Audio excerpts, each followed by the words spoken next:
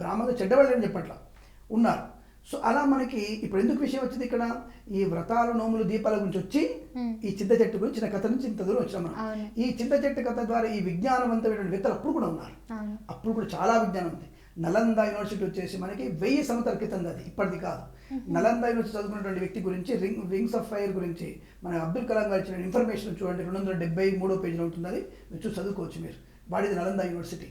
1800 మంది తెలివైనటువంటి వ్యక్తులు దాన్ని చూచారు అప్పట్లోనే. సో ఎంతటి తెలివైనది ఆలోచించండి. ప్రపంచానికి పెద్ద గొప్ప ప్రొఫెషన్ అందించింది నలంద మన విశ్వవిద్యాలయం. అలాంటి విశ్వవిద్యాలయం దాన్ని పుస్తకాలు తగలబెట్టడానికి బ్రిటిషర్లకి బోర్డులు పెట్రోల్ పెట్టారు. నలంద విశ్వవిద్యాలయాన్ని మొత్తం కూడా రూపురేఖలు మార్చేశారు. సో అలాంటి నష్టమైనటువంటి వ్యక్తులతో మనం ఉండి ఇప్పటికీ ఒక ఉన్నత స్థాయిలో ఉన్నటువంటి ఇద్దరు అంటే సనాతనం మాత్రమే. ఎంతో మంది చేత అటు ఇటు దెబ్బలు తిని ఫుట్బాల్ లాగా ఆడుకొని కూడా నిక్కచ్చిగా నిలబడేటువంటి మతం అంటే సనాతనం మతం. మాట ఇంకోటి మతం కాదు, ధర్మం, సనాతనం. సో ఆ ధర్మం గురించి మనం గొప్పగా చెప్పుకోవచ్చు. It's not I never feel నేనేదో తప్పు మాట్లాడుతున్నా ఎప్పుడు అనుకోను. నేను స్టాండర్డ్ బై మీకు కావాలంటే ఆధారాలతో ఇస్తాను. రాజ్యాంగంలో ఆధారాలు ఇస్తాను, నేను భౌతికమైన ఆధారాలు కూడా ఇవ్వగలుగుతాను. 100% కూడా ప్రూవ్ చేస్తాను, ఖచ్చితంగా ఇస్తాను.